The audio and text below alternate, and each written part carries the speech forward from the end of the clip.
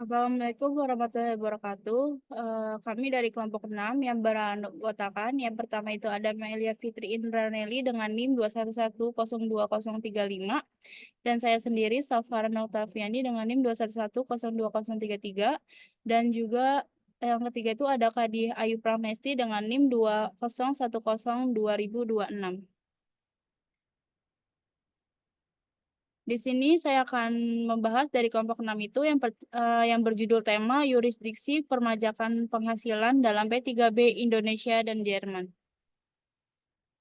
Yang pertama di sini tuh ada sejarah P3B antara Indonesia dan Jerman, ya di mana perjanjian P3B antara Indonesia dan Jerman itu ditandatangani untuk menghindari pengenaan pajak berganda dan mendorong investasi.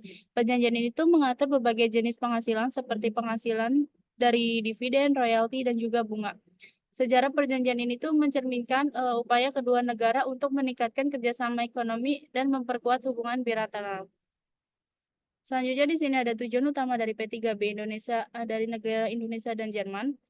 Yang pertama itu tujuannya itu untuk mendorong investasi. Karena adanya keamanan hukum dan peraturan pajak yang jelas, P3B itu juga diharapkan dapat menarik lebih banyak investasi dari negara Jerman ke Indonesia dan juga sebaliknya. Selanjutnya di sini ada menghindari pajak berganda. Ya, P3B itu juga bertujuan untuk mencegah peningkatan mendapatkan yang sama oleh kedua negara. Ini tuh penting untuk menciptakan keamanan hukum bagi pemberdayaan pajak yang melaksanakan kegiatan ekonomi di kedua negara tersebut. Yang ketiga itu ada meningkatkan kerjasama. P3B itu bertujuan untuk memperkuat kerjasama ekonomi dan perdagangan antara Indonesia dan Jerman. Ini tuh juga dapat berkontribusi pada pertumbuhan ekonomi di kedua negara. Selanjutnya di sini ada subjek dan objeknya. Yang pertama itu kita akan membahas tentang subjek. Subjek pajak itu dalam perjanjian ini adalah orang pribadi dan badan yang merupakan penduduk salah satu atau kedua negara yang melakukan aktivitas untuk menghasilkan penghasilan yang dikenakan pajak. Yang pertama ini ada orang atau badan merupakan penduduk salah satu negara pihak P3B. Subjek pajak ini dalam perjanjian ini adalah penduduk Indonesia atau Jerman yang memenuhi kriteria domisili pajak berdasarkan hukum domestik masing-masing negara.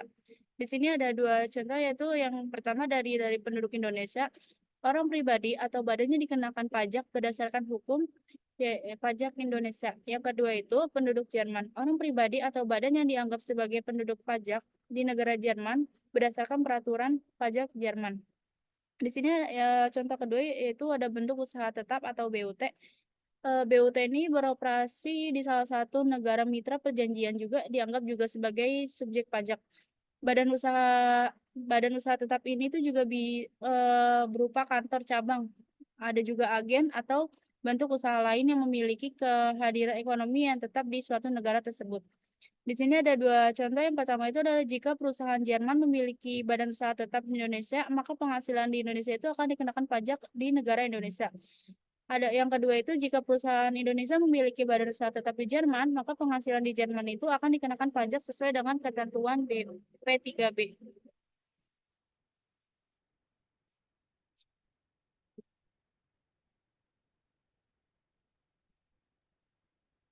Selanjutnya akan dilanjutkan oleh Saudara Amel. Dan subjek dan objek. Objek pajak dalam persetujuan penghindaran pajak berganda atau P3B antara Indonesia dan Jerman mencakup berbagai jenis yang dikenai pajak di kedua negara. Berikut adalah beberapa objek pajak utama yang diatur dalam perjanjian ini. Yang pertama, penghasilan dari usaha atau business profit. Pajak dikenakan di negara domisili kecuali jika wajib pajak memiliki bentuk usaha tetap atau BUT di negara lainnya. Yang kedua, jika ada BUT, pajak dikenakan hanya atas penghasilan yang diperoleh melalui BUT tersebut. Yang kedua, dividen, yaitu pajak atas dividen yang dibayarkan oleh perusahaan di suatu negara dapat dikenakan pajak di negara domisili penerima. Yang kedua, negara sumber tetap dapat mengenakan pajak tetapi dengan tarif terbatas sesuai perjanjian. Tiga, bunga atau interest. Bunga yang diperoleh dari suatu negara bisa dikenakan pajak di negara domisili penerima. Yang kedua, negara sumber bisa mengenakan pajak dengan tarif terbatas. Empat, royalti. yaitu royalti yang dibayarkan kepada penduduk negara lainnya dikenakan pajak di negara domisili penerima atau dan negara sumber dapat mengenakan pajak dengan tarif tertentu yang disepakati dalam perjanjian.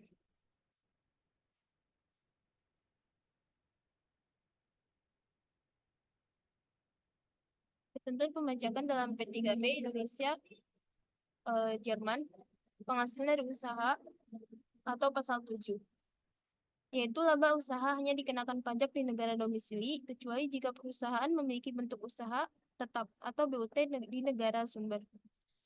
Yang kedua, jika terdapat BUT, maka negara sumber berhak mengenakan pajak atas laba yang didistribusikan kepada BUT tersebut. Tiga, BUT dapat berupa kantor cabang, pabrik, gudang, atau agen yang memiliki kewenangan mengikat kontrak atas nama perusahaan induk. Yang kedua, dividen atau pasal 10, yaitu negara domisili pertama dividen memiliki hak pertama untuk mengenakan pajak, namun negara sumber dapat mengenakan pajak terbatas. Kedua, tarif pajak atas dividen yang dikenakan oleh negara sumber adalah yaitu 10% jika penerima memiliki minimal 25% saham dari perusahaan yang membayarkan dividen. Kedua, 15% untuk penerima lainnya. Ketentuan ini bertujuan untuk mendorong investasi dengan memberikan tarif pajak yang lebih rendah bagi pemegang saham pengendali. Selanjutnya ada bunga atau pasal 11. Pajak atas bunga dikenakan di negara domisili penerima, tetapi negara tersumber dapat mengenakan pajak terbatas. Tarif pajak di negara sumber dibatasi hingga 10% dari jumlah bruto bunga. Pengecualian jika bunga dibayarkan kepada pemerintah atau lembaga keuangan tertentu atau misalnya bank sentral, maka dapat dibebaskan negara sumber. Selanjutnya ada royalti, yaitu pasal 12. Pajak atas royalti dikenakan di negara domisili pertama, tetapi negara sumber memiliki hak pemajakan terbatas. Tarif pajak di negara sumber maksimal 10% dari jumlah bruto royalti. Royalti meliputi pembayaran atas hak kekayaan intelektual seperti paten, merek dagang, desain industri, hak cipta, dan teknologi. Selanjutnya penghasilan dari pekerjaan bebas dan tidak bebas, yaitu pasal 14 dan 15. Pekerjaan bebas yaitu penghasilan dari profesi independen seperti dokter, insinyur, atau pengacara hanya dikenakan pajak di negara domisili, kecuali individu memiliki fasilitas tetap di negara sumber. Pekerjaan tidak bebas, yaitu penghasilan dari pekerjaan di suatu negara dikenakan pajak di negara tempat pengerjaan dilakukan, kecuali jika pekerja tidak berada lebih dari 183 hari dalam tahun fiskal. Gaji dibayarkan oleh pemberi kerja yang bukan penduduk negara tersebut, yaitu gaji tidak dibebankan kepada BUT di negara tersebut. Selanjutnya ada metode penghindaran pajak berganda. Yang pertama, metode kredit pajak atau tax credit. Kredit pajak P3B antara Indonesia dan Jerman adalah mekanisme yang efektif untuk menghindari beberapa pajak, dengan memberikan kemungkinan bahwa pembayar pajak akan meminta pinjaman untuk pembayaran pajak yang dibayarkan pada sumbernya. Metode ini menciptakan lingkungan yang lebih menguntungkan untuk investasi dan kegiatan ekonomi. Selanjutnya, metode pembebasan pajak atau tax expansion. Metode bebas pajak P3B antara Indonesia dan Jerman adalah mekanisme yang efektif untuk menghindari beberapa pajak, dengan memberikan kemungkinan bahwa pembayar pajak akan dibebaskan dari negara lain dari sistem perpajakan di negara-negara perumahan. Metode ini menciptakan lingkungan yang lebih menguntungkan untuk investasi negara federal dan kegiatan ekonomi. Penting bagi pembayar pajak untuk memahami ketentuan spesifik P3B dan memenuhi persyaratan untuk menggunakan metode ini. Selanjutnya, dampak P3B terhadap investor dan pelaku usaha. Perjanjian penghindaran pajak berganda atau P3B memiliki dampak positif yang signifikan bagi investor dan pelaku usaha. Berikut adalah beberapa dampaknya. Yang pertama, pengurangan pajak berganda. P3B bertujuan untuk menghindari pajak berganda yang dapat terjadi jika suatu negara mengenakan pajak atas penghasilan yang sama. Dengan adanya P3B, investor dan pelaku usaha hanya akan dikenakan pajak di negara tempat mereka beroperasi atau tempat mereka tinggal, bukan di kedua negara. Yang kedua, peningkatan daya tarik investasi, yaitu P3B memberikan kepastian hukum mengenai kewajiban pajak yang membuat investor lebih percaya diri dalam menanamkan modal mereka. Kepastian ini mengurangi risiko pajak yang tidak terduga dan mempermudah perencanaan investasi. Selanjutnya akan dilanjutkan oleh Kadiah Ayu.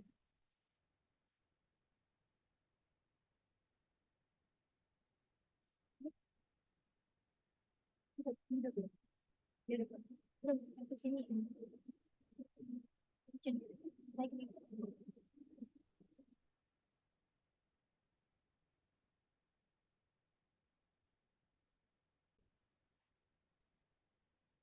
Selanjutnya, yang ketiga ada efisiensi pengelolaan pajak. Dengan adanya P3B, investor dan pelaku usaha dapat lebih mudah mengelola pajak mereka, termasuk mendapatkan fasilitas pembebasan atau pengurangan pajak dari pajak yang dikenakan di negara lain, seperti pajak dividen, bunga, dan royalti. Yang keempat, memfasilitasi kerja dan bisnis internasional.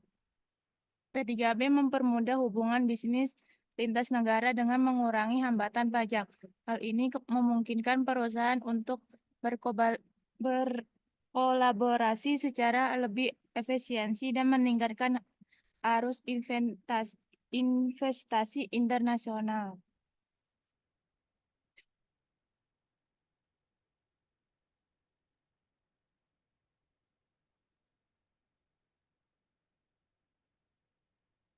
Selanjutnya ada studi kasus implementasi P3B.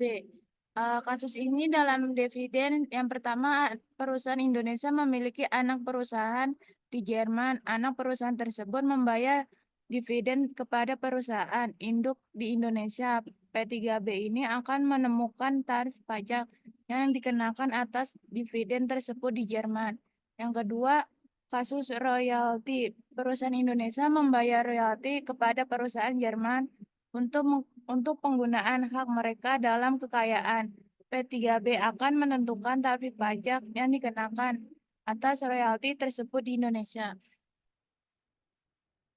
Sekian presentasi dari kelompok 6. Kurang lebihnya mohon maaf. Wassalamualaikum warahmatullahi wabarakatuh. Bisa. Hilang.